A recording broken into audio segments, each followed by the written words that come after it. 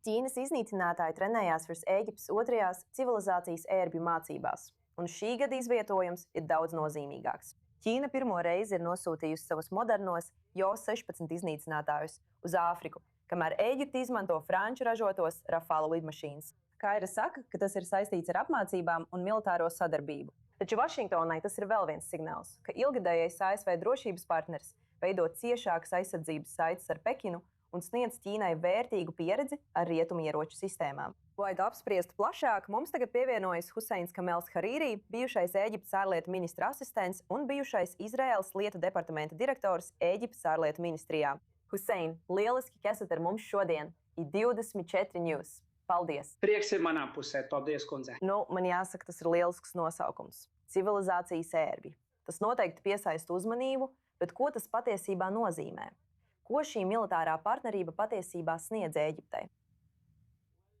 Vēsturiski runājot, Ēģipte bija pirmā arābu un musulmaņu valsts, kas 1955. gadā diplomātiski atzina Ķīnu. Un kopš tā laika attiecības starp Ēģipti un Ķīnu ar katru dienu kļuva arvien ciešākas.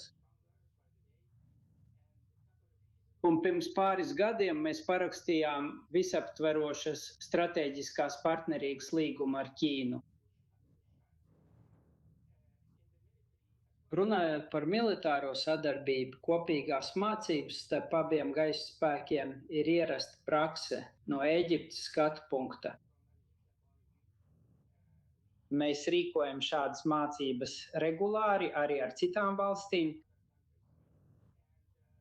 Un mēs neredzam nekādu īpašu iemeslu bažām vai satraukumam no citu valstu vai lielvaru puses,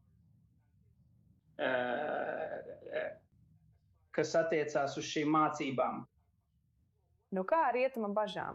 Vašingtona visu to vēro? Vai ciešāka militārā sadarbība ar Pekinu nākotnē varētu apdraudēt Ēģiptes piekļuvi Amerikas ieročiem vismaz tālā nākotnē?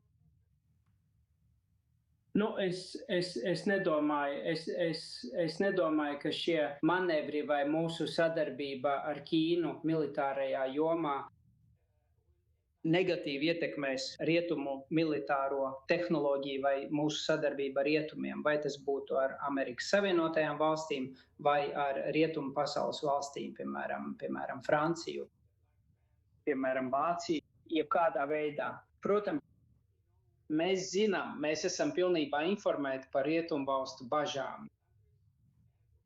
Un, protams, mēs negrasāmies apdraudēt savas attiecības ar šīm valstīm.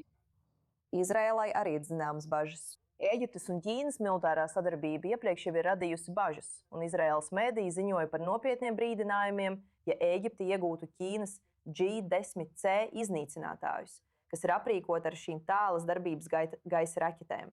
Ko jūs teiktu par šīm bažām, kas valda Jeruzalemē? Es domāju, ka saprotu ne tikai es, bet visi tic un apzinās to. Izraēlas gaisa spēki ir vieni no modernākajiem tuvajos austrumos. Un es nedomāju, ka mūsu sadarbība ar ķīniešiem gaisa spēku jomā radītu draudus. Tā ir aizsardzības pasākums no Ēģiptes puses, un mēs gatavojam Ēģiptes armiju, lai tā būtu gatava jebkādiem neparedzētiem gadījumiem nākotnē. Kas attiecās uz Izraēlu, daži izraēlieši ar citu ir sākuši runāt par došanos karot ar Ēģipti pēc 15 gadiem. Tātad, kad mēs redzam šādus apgalvojumus, mēs nezinām, vai tas ir patiešām nopietni vai nē, un, protams, tie nav Izraēlas valdības oficiālie paziņojumi, bet jebkurā gadījumā mums vajadzētu būt gataviem saskarties ar jebkādu situāciju nākotnē. Huseins Kamels Harīrī, paldies, ka dalījāties ar plašāku ieskatu par Eagles of Civilization mācībām un to nozīmi Ēģiptē. Paldies jums! Paldies jums, kundze!